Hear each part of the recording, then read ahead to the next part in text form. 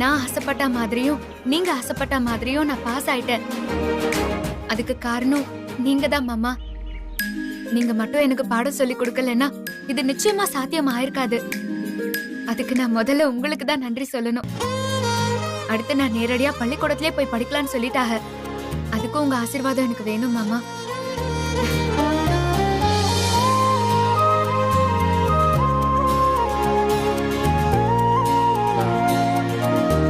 அமுதா,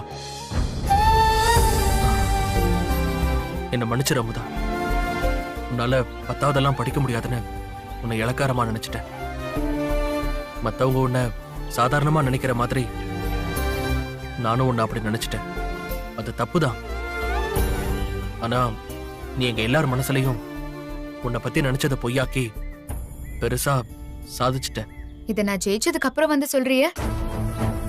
நீங்க எனக்கு ரொம்ப பெரிய சப்போர்ட்டா இல்லாட்டி கூட சின்னதா கூட என்ன நம்பலல்ல. நீங்க 18 அரியரை வச்சுட்டு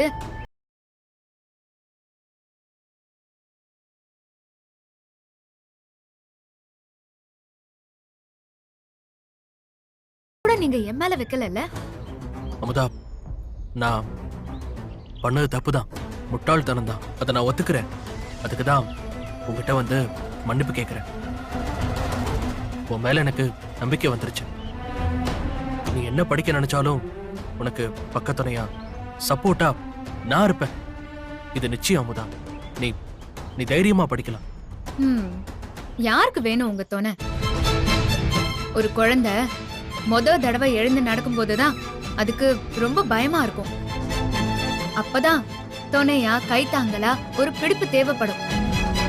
முத அடி எடுத்து வச்சுட்டா அதுக்கப்புறம் அவளே தைரியமா நடந்துருவா.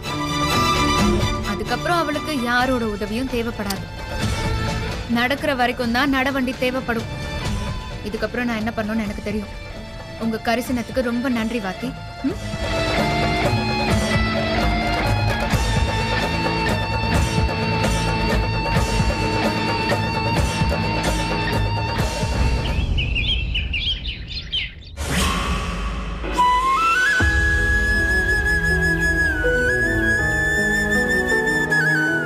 நான் என் பொண்டாட்டிய புரிஞ்சுக்காம அவ ஆசைக்கு எதிராக நின்னது தப்புதான். அவ சொன்ன மாதிரியே பாஸ் ஆகி சாதிச்சிட்டா. இது எனக்கு சந்தோஷமா இருந்தாலும் அந்த சந்தோஷத்துல என்னால பங்கெடுத்துக்க முடியல. குற்ற உணர்ச்சியா இருக்கு. எனக்கே என்ன நினைச்சா அசிங்கமா இருக்கு. அவளுக்கு பக்கபலமா இருக்க வேண்டிய நானே உன்னால அதெல்லாம் முடியாதுன்னு உதாசீனப்படுத்திட்டேன். ஆனா அவ எல்லா அவமானத்தையும் சகிச்சுக்கிட்டு சாதிச்சிட்டா. இனி நான் அவளை முழுசா நம்ப போறேன்.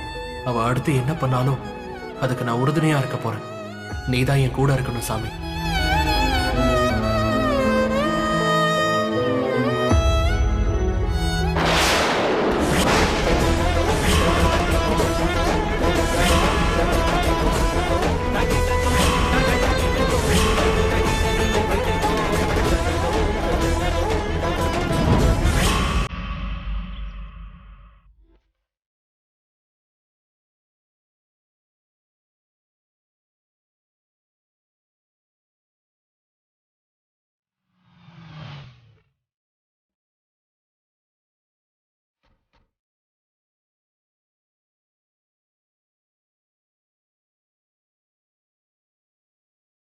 என்ன சிதம்பரம், பிள்ளைய பள்ளிக்கூடம் கூப்பிட்டு வரேன்னு சொல்லிட்டு இங்கே வந்து நின்று யோசிச்சுட்டு இருக்கிறீங்க? நாம் பிள்ளைக்காக தானே வந்தோம். வாங்க போவோம். ஏய், வண்டியை கொஞ்சம் ஓரமாக போடியா, பேசிட்டு வந்துடுறோம். அமுதா, நில்லுங்க. இப்ப எதுக்கு எங்க வீட்டுக்கு வந்திருக்கீங்க? என்ன பிரச்சனை பண்ணலான்னு வந்தீங்களா? மரியாதையா சொல்றேன், வீட்டை விட்டு வெளியில போங்க.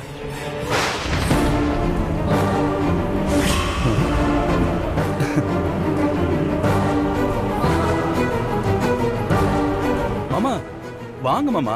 எப்படி இருக்கீங்க? வந்து உட்காருங்க உள்ள. என்னடா, என்ன உடம்பு எப்படி இருக்கு? வாய் ரொம்ப நீளுது. இந்த ஆளும் கூட வந்துட்டாரா? எதையும் பேச விடாம ஆஃப் பண்ணி வச்சிருவாரு. வாங்க வாங்க, பெரிய மனுஷனா வீடு தேடி வந்திருக்கீங்க. வந்து உட்காருங்க. வாங்க வாங்க ஐயா, வாங்க உட்காருங்க ஐயா. உட்கார்றதெல்லாம் இருக்கட்டும், வந்த விஷயம் என்னன்னு சட்டு புட்டுன்னு சொல்லிட்டு கிளம்பிக்கிட்டே இருங்க. ஏ பரம, வாய் வச்சு சும்மா இருக்க மாட்டியா? நான் என்ன தப்பா கேட்டேன்? இருக்கிறதான் கேக்குறேன். என் பொண்ணு 10வது பாஸ் ஆகி மறுபடியும் படிக்க ஸ்கூலுக்கு போறா. அதான் அவளை ஸ்கூல்ல விட்டுட்டு போலான்னு வந்தேன். பாரு, பொண்ணு இப்பதான் எல்கேஜி படிக்க போகுது. அதான் அப்பிச்சி வந்து வாட்டர் பாட்டில் எடுத்து வச்சு தண்ணிய புடிச்சு ஸ்கூல் பேக் எடுத்து மாட்டி விட்டு பவுடர் போட்டு பொட்டு வச்சு இடுப்புல தூக்கி வச்சு ஸ்கூலுக்கு கூட்டிட்டு போக வந்திருக்காரு. அப்பா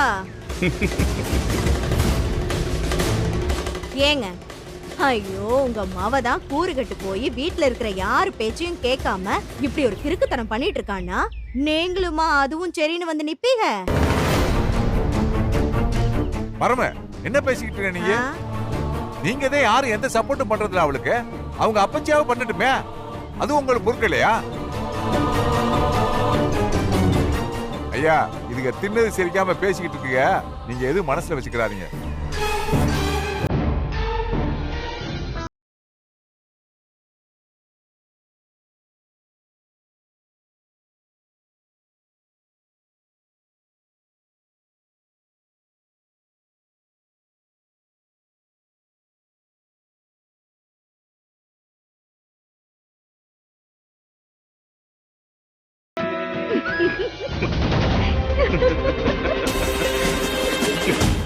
ஐயோ ஐயோ டே வடிவேலு,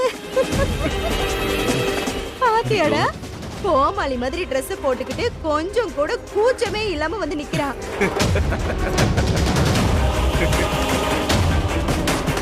வீட்டுக்குள்ள சிரிச்சது பத்தாதுன்னு ஊர்ல இருக்கிறவங்கெல்லாம் நம்மள பார்த்து சிரிக்கணுமா?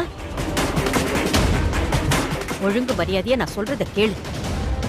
முதல்ல அந்த ஸ்கூல் யூனிஃபார்மை கழட்டி தூக்கி எரிஞ்சிட்டு வீட்டு வேலையை போய் பாக்குற வழிய பாரு.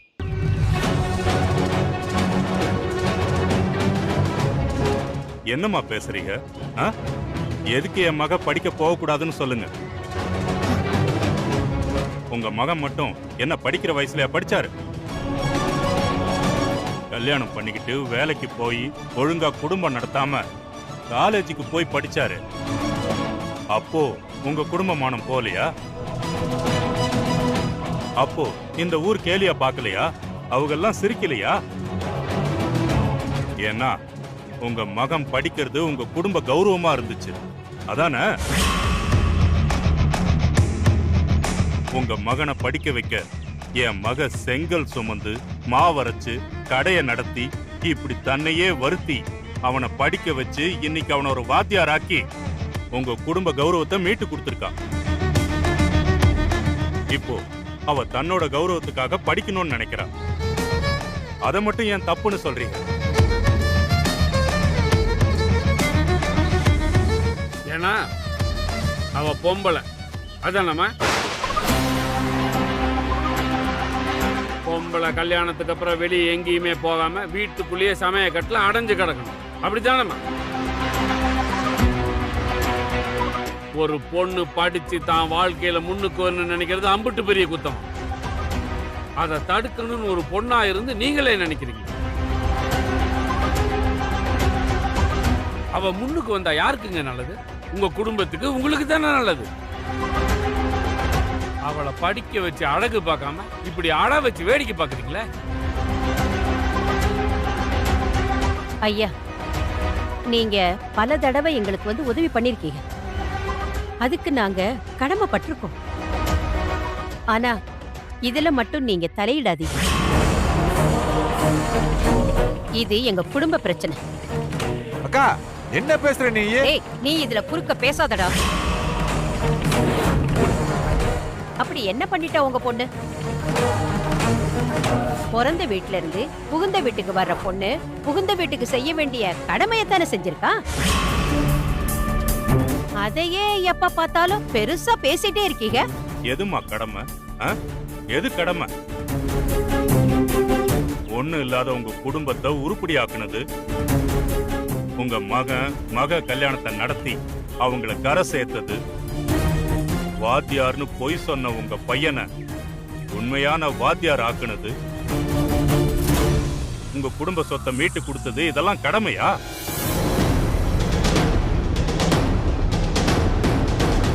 உங்க குடும்பத்துக்காக என் பொண்ணு பண்ண தியாகம்.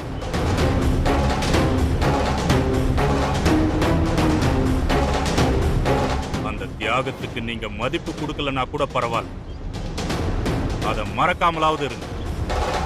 நரம்பு இல்லாத நாக்குங்கிறதுனால என்ன வேணாலும் பேசுவீங்களா?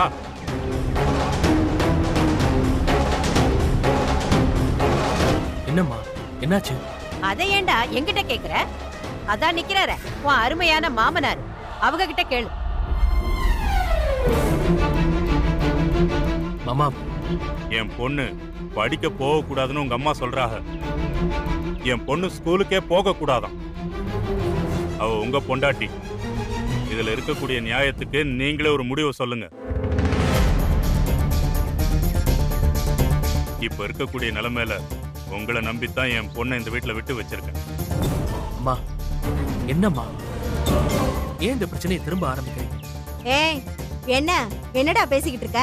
யார் ஆரம்பிச்சாங்க பிரச்சனைய? ஆரம்பத்துல இருந்தே படிக்க வேண்டாம் தானே சொல்லிக்கிட்டு இருக்கோம். இப்ப திரும்பவும் ஸ்கூலுக்கு போவான்னு இந்த கோலத்துல வந்து நின்னுட்டு இருக்கா. நீங்க யாரும் இதுல பேச வேண்டாம். என்னங்கய்யா, இப்ப அவ படிக்கணும் அப்படித்தானே? அண்ணே, என்ன உங்க மக படிக்கணும் அப்படித்தானே? தாராளமா படிக்கட்டும்.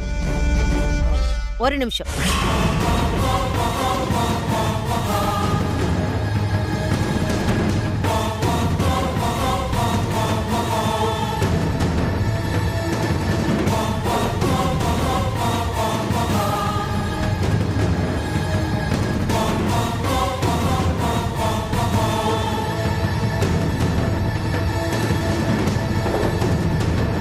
நல்ல விஷயத்துக்கு போறா. இந்த சர்க்கரையை எடுத்து வாயில போடுங்க.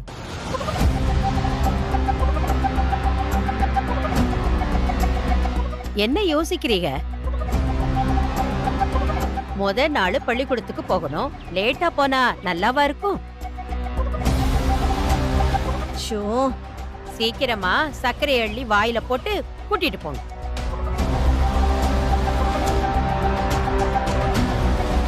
ஆமாத்தா, நான் தான் சொல்றேன். சீக்கிரமா கிளம்புங்க. என்னடா இது?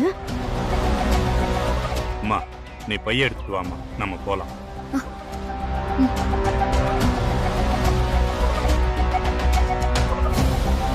ஒரு நிமிஷம் பாருக்கா.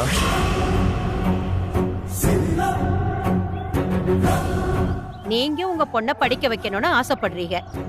அது நல்ல விஷயம். நீங்க என்ன வேணாலும் பண்ணுங்க, அதுல நான் தலையிட மாட்டேன். ஆனா இவ ஏன் மருமக? உங்க மகளா கூட்டிட்டு போய் என்ன வேணாலும் பண்ணுங்க. நீங்க என்ன சொல்ல வரீங்க? புரியவே இல்லையா எனக்கு? இன்னுமா புரியல? நீங்க உங்க மகளை படிக்க வைங்க, என்ன வேணாலும் பண்ணுங்க. ஆனா இவ ஏன் மருமக. இவ படிக்கிறதுல எனக்கு விருப்பம் இல்ல.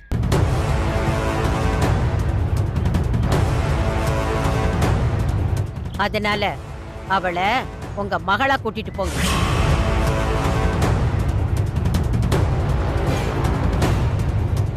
அவங்க அம்மா செத்தப்ப விட்ட படிப்பை என் மகனை அத்து விட்டுட்டு படிக்க சொல்லுங்க. அக்கா, ஏன் இப்படி பேசுற?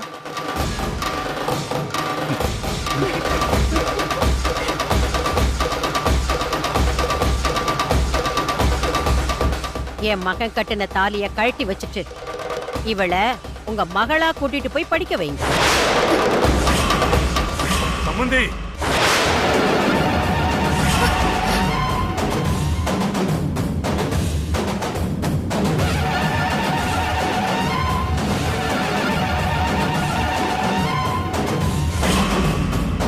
அப்பச்சி என்ன பண்றீங்க?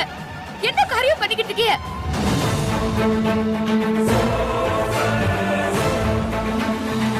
ஐயோ ஐயோ ஐயோ ஐயோ, எங்கேயாவது இந்த மாதிரி கூத்து நடக்குமா? மொத்த குடும்பமும் வீடு தேடி வந்து சம்மந்தி அடிக்க கையாங்குறாரு. நீ எல்லாம் ஒரு பெரிய மனுஷன், இதே எங்களுக்கு கொடுக்குற மரியாதையா? அடிங்க, நல்லா அடிங்க, நல்லா அடிங்க, நல்லா அடிங்க. கைய தூக்குனீங்கல்ல, ஏன் நிறுத்திட்டீங்க? அடிங்க, அடிங்க, அடிங்க, நல்லா அடிங்க, அடிங்க. போடா, போடா. என்னம்மா பெருசா பேச வந்துட்டான். பெத்த ஆத்தாள உன் கண்ணு முன்னாடியே அடிக்க வராங்க. அவங்கள என்ன ஏதுன்னு கேட்காம என்கிட்ட வந்து காரணம் கேக்குறியா? அம்மா அப்புச்சி, என்ன அப்புச்சி இப்படி எல்லாம் பண்ணுதிய? என்ன காரியம் பண்ணுதிய? நீங்க முதல்ல இங்க இருந்து கிளம்புங்க. இது எங்க குடும்ப சமாச்சாரம். இதை எப்படி சரி பண்ணணும்னு நான் பாத்துக்கிறேன். என்னம்மா பேசுற நீ? அப்புச்சி, நான் தான் சொல்றேன்ல, நீங்க முதல்ல கிளம்புங்க. சிதம்பரம், கிளம்பலாம். பொண்ணு சொல்றது சரிதான். நம்மளால குழந்தைக்கு பிரச்சனை வேண்டாம். அப்புச்சி, உங்க கால்ல விழுந்து கேக்குறேன், முதல்ல கிளம்புங்க. கிளம்புங்க அப்புச்சி, வாங்க போங்க அப்புச்சி.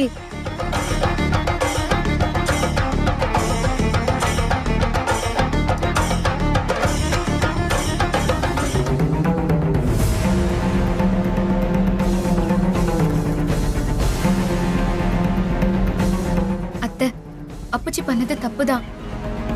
அதுக்கு வேணா நான் உங்ககிட்ட மன்னிப்பு கேட்டுக்கிறேன். அவங்க ஒண்ணும் வேணும்னு அப்படி பண்ணல அத்தை. என் மேல உள்ள பாசத்துலதான் அப்படி நடந்துக்கிட்டாங்க.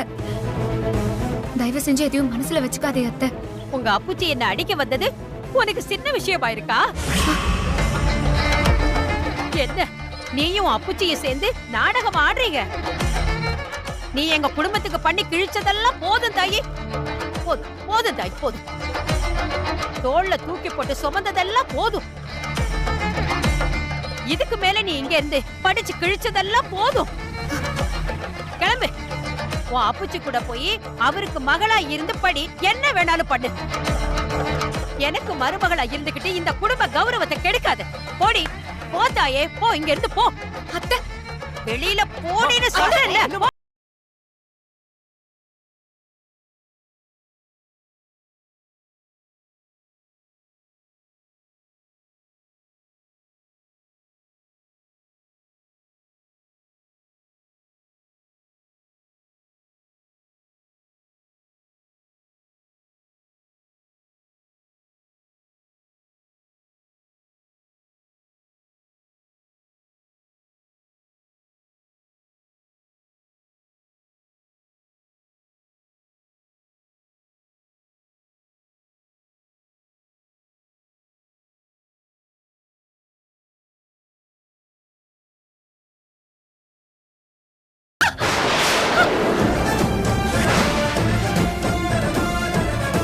சுமரா,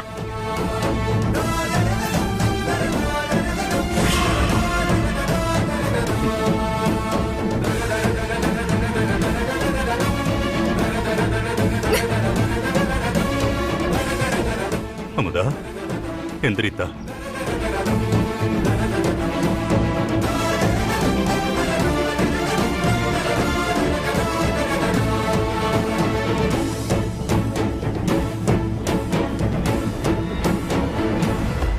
உங்க மகளை கூட்டிட்டு போய் படிக்க வைங்க.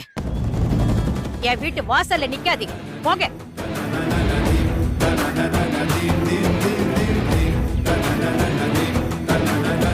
நீங்க என் பேச்ச மதிக்கிறதா இருந்தா உள்ள போங்க.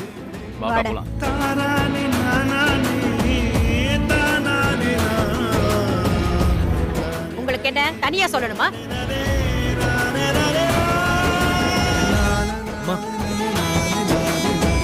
வாடா, வா, போ. இப்ப என்ன பண்ண சொல்ற? நீயே சொல்லு, நான் என்ன பண்ண? உன்னோட தேவை அவங்களுக்கு முடிஞ்சு போச்சு. அதான் உன்னை தூக்கி எறிஞ்சிட்டாங்க. இன்னும் இங்க நின்னு என்ன சாதிக்க போற? வா, கிளம்பு என் கூட. இப்ப நீ இங்க எவ்வளவு நேரம் நின்னாலும் அவங்க உன்னை ஏத்துக்க மாட்டாங்க. கிளம்பு. அப்புச்சி சொல்றது சரிதான். நாம இந்த விஷயத்தை உடனுக்குடனே பேசி முடிச்சிட முடியாது. கொஞ்சம் ஆற போட்டு தான் பேசணும். அப்புச்சி செல்வா பழையபடி ரவுடியா இருந்திருந்தா 5 நிமிஷத்துல இந்த மொத்த குடும்பத்தையும் உண்டு இல்லைன்னு ஆக்கிடும். ஆனா இப்ப நம்ம எல்லாம் ஒண்ணு மண்ணா ஒரு குடும்பம்னு ஆயிட்டோம்ல. உன்னை நம்பி என் பொண்ணை நானும் இந்த வீட்டில் கட்டி கொடுத்துருக்கேன். அதையெல்லாம் யோசிச்சு தான் அமைதியா இருக்கேன். இன்னும் எம்பிட்டு நேரம் நீ இங்கேயே நிற்ப? ரெண்டு அப்பச்சியும் இந்த விஷயத்தை சாதாரணமாக அப்படியே விட்டுற மாட்டோம். நம்ம எல்லாரும் பேசி ஒரு நல்ல முடிவு எடுப்போம். இப்போதைக்கு நீ வா. ரோட்ல நின்று பேசுறது அவ்வளோ நல்லா இருக்காது. வந்து வண்டியில் ஏறாத்தா. ஏத்தா பாப்போம். வாமா போலாம். வண்டியில ஓ ஏறு.